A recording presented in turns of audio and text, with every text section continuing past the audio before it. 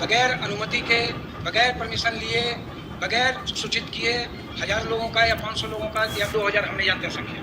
आपने प्रदर्शन किया, हमारी सुरक्षा को खतरे में डाला। अलग बात है हमारे सभी, उसके लिए हम आपको भी श्रेय देते हैं कि बीच में नहीं टोकिए, बोल दे रहे या तो आप बोलिएगा या तो हम एक एक बात सुनेंगे। जितना घंटा आपको बैठाना है हमको बैठेगी।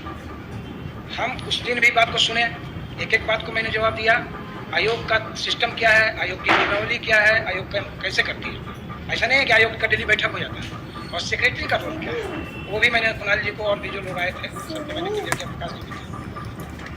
आज आप 26 तारीख को हमारे यहाँ आया, 27 तारीख से हमने जांच की प्रक्रिया हमारी शुरू हो गई। हमारे अध्यक्ष महोदय ने 3 सदस्यीय कमेटी बना दिया और 3 सदस्यीय कमेटी ने त्वरित कार्रवाई करते हुए आप सबको पत्र भी दिया कि जो साक्ष्य आपके द्वारा सीडी में उपलब्ध है, पेन ड्राइव में जो भी उपलब्ध कराए गए, 5 बिंदु आपका है रिटर्न में। पहला कि एक व्यक्ति को एक लड़के को उसका हमारे पास कोई शख्स नहीं। दूसरा आपका था पीओ का स्कूल का कि क्वेश्चन पेपर सेकंड सिटिंग का फर्स्ट सिटिंग में दिया।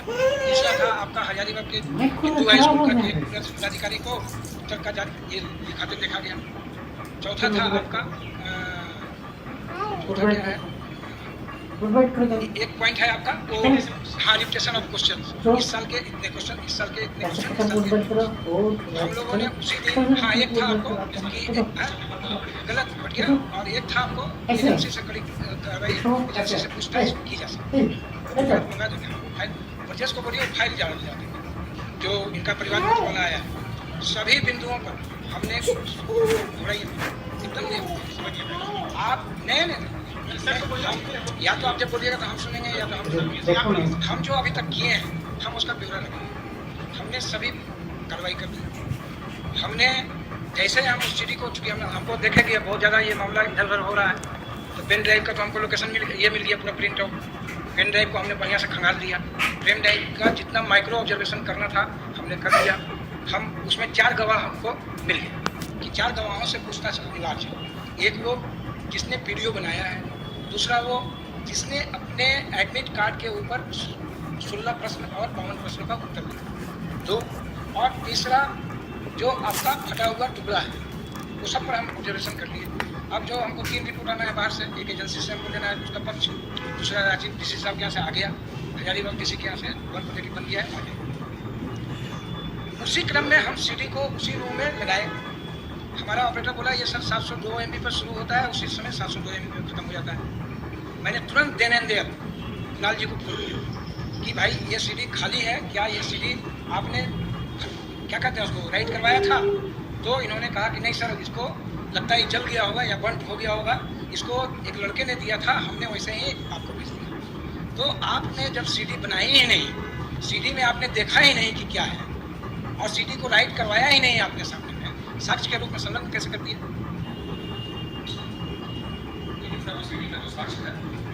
फिर भी हम बोले कि कुणाल भाई हमको पेन ड्राइव के रूप में या फिर से सीडी का, अच्छा मान लीजिए बनते हो गया या आपका आरोप हो सकता है कि हम कर दिए होंगे, ये हो सकता है। आपके पास साक्ष्य अभी दे दीजिए। एक बात। दूसरी बात कि 26 तारीख से ये प्रक्रिया चालू हुई है, 22 तारीख को एग्जामिनेशन खत्म हुआ, 22 तारीख को 1:30 बजे से इंटरनेट चालू हो गया। क्लियर।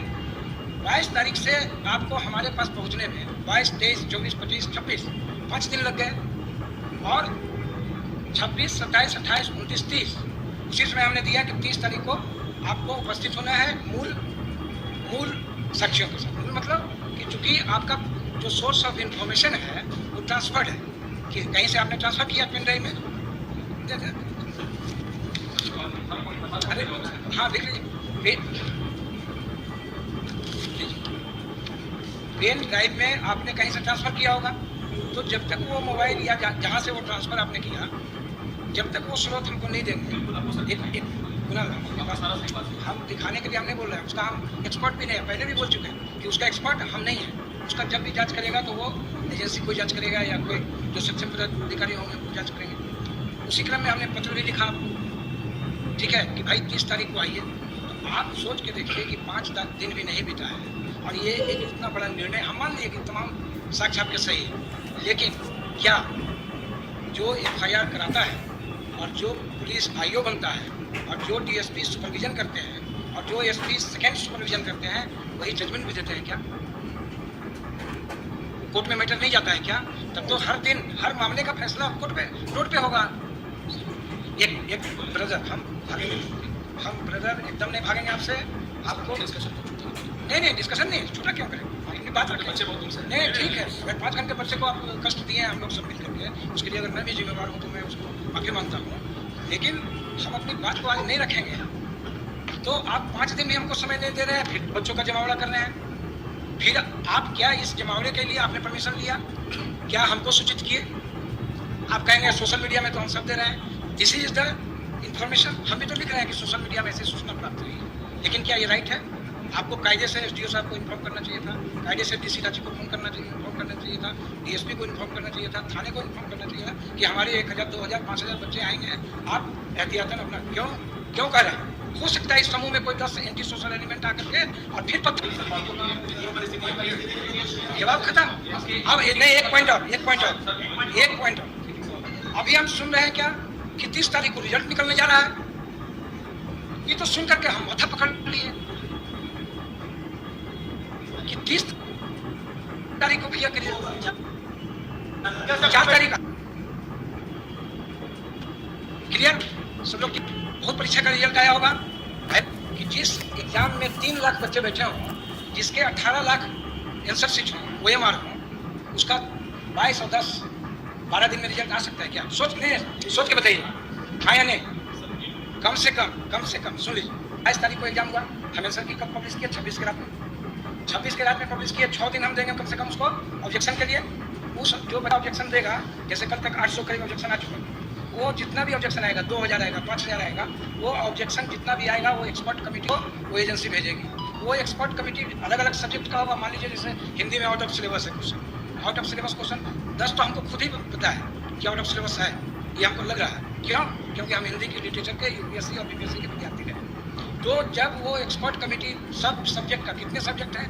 15, 2, 17, 1, 18, 19 सब्जेक्ट का एक्सपर्ट कमेटी का ओपिनियन आते कम से कम 8 से 10 दिन।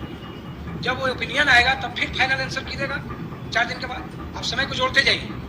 फिर उसके बाद जब वो फाइनल एक्सपर्ट आंसर किया जाएगा, तब वो हमसे CML के लिए गाइडलाइन मांगेगा कि CML का गाइडलाइन क्या होगा, रिजर्वेशन पॉलिसी क्या होगी।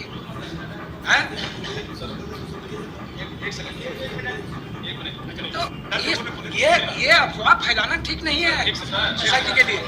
ये मेरा कहना है कि कम से कम भी लगेगा 1.5 महीना, मिनिमम 1 महीना।